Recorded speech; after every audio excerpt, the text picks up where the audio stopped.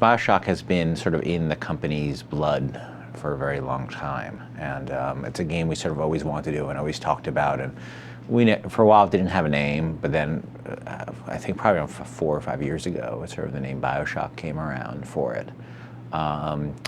And we always had a bunch of design principles that were pretty firm, that it was a game that was going to take first-person shooting in a different direction, build upon principles of games we had done before, like System Shock 2, but really then take a different tack with that, where that game was very sort of under the hood, numbery and RPG statty, to really say let's work on world simulation and immersion and AI, and build up player choice through things he can see in the world rather than numbers that are working under the hood. We really started with this idea of, well, let's make a game like Shock 2, but make it our own, make it different. And we didn't really have a story or anything like that. All we had this idea for what kind of gameplay we wanted. So this kind of emergent world, a sandbox world, and we just wanted to build out from there. When it first started out, it was set in different times.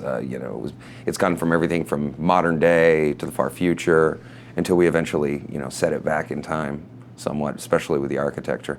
And we built, internally funded and built a couple of prototypes, which are radically different from what the game is today.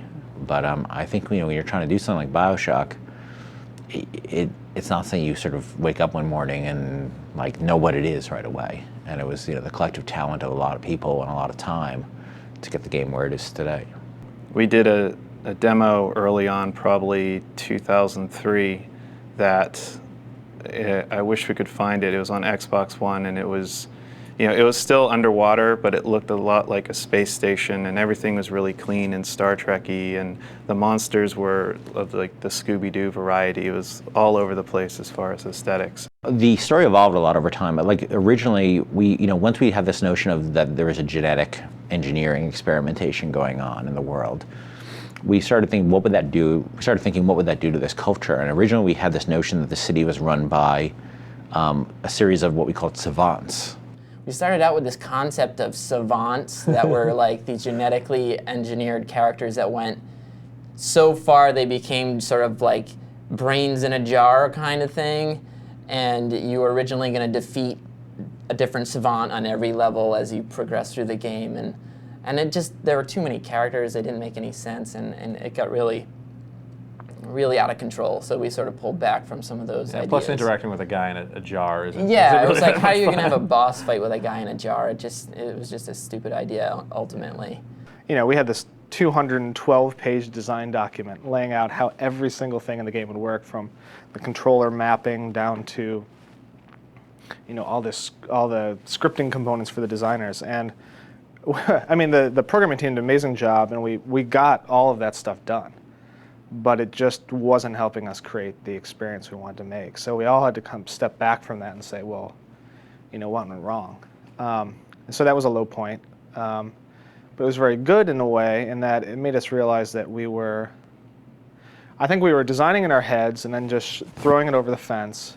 And the programmers were working on this huge backlog of tasks they had to do, and slowly feeding that to the designers. But by the time the designers got the technology they requested, they'd forgotten they even wanted it. I mean, it was that kind of process where it was like, a slow-moving pipeline. And we changed our process to be more of an iterative one, where programmers were working very closely with designers and saying, well, what are we trying to do right now? What's this experience we're trying to make? How do we do that? What is the minimal set of tech we need to make that happen? And let's get it done and try it really quick. And so we took that low point and kind of turned it into, I think it became kind of a turning point for the project. So that was very good.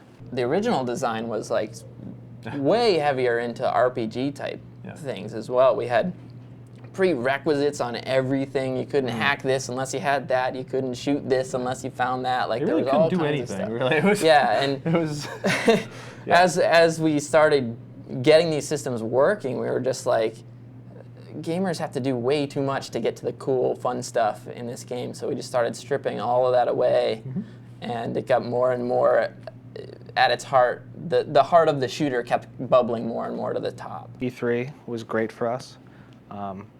That was, I think, the first point where the team I mean, one of the great things about working on games is that you work together as a team, and you go through these like crunches where you're all driving towards this huge deadline.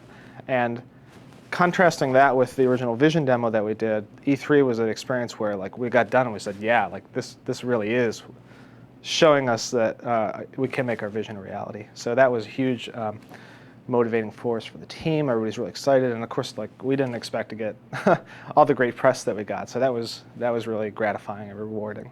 And we looked at all these cool systems we had, and all the weapons and the plasmas. We said, well, if we took all this stuff and like really focused on a shooter, we could have the deepest shooter, like pretty much ever. And Right. we didn't want to miss on that opportunity. You know, the E3 demo was kind of showing you the mood of Bioshock and the world and the art direction, and for Barcelona, we wanted to show people, well, all right, well, we've shown you how kind of creepy and different this game is and why it's interesting visually and conceptually. Now let's show you why it's going to be an amazing shooter. And that was great. Basically, took all the little bits of the game that happen emergently and threw them all into one demo so you can see like what happens when all hell breaks loose in this game. What we did with that, we had this huge chunk of a level and sort of all these things sort of sprawling around, and then Ken came in one day and he was like, okay, here's the theme of the demo. The theme is hunting the Big Daddy. I want to know that we're starting here and our goal is this and we do these things on our way and then we get there and we have the climax. And it's the combination of him having that vision and us knowing how much we have to throw at it that makes a presentation for the fans. It says like, look, we're just telling you a little story. This is how to understand our game. And actually after that demo, when we realized how amazing that experience was, Ken came up to me and he said, well, the Exo 6 demo where you're fighting, you have two security bots and they're fighting this giant protector who's on fire, and there's a gatherer and there's this guy throwing grenades off the balcony at you and you're shooting machine guns and stuff's exploding. He says, it's amazing. I'm glad we pulled that off. Now, I want the game to be like that all the time. And I looked at him and I was like, I don't know if we can do that. Because that was a very small level in the game. And so coming off that high point in Barcelona, heading downward, realizing we had to make the whole game like that, that took some adjusting. But then we actually started pulling it off, which is great. Our tech team in Australia has been just optimizing, and just when we think we've squeezed the last ounce of power out of the PC or the console, like they find another way to improve it, and the game is actually like that all the time now. You're constantly having these massive battles, all kinds of crazy stuff going on, and it's great to see that. I mean, comparing it with games I've played in the past and worked on in the past, the current game is just so much more dense and chaotic, and at the same time still very creepy and lonely and dystopian. So I think we kind of achieved our vision, and hopefully people will like the game.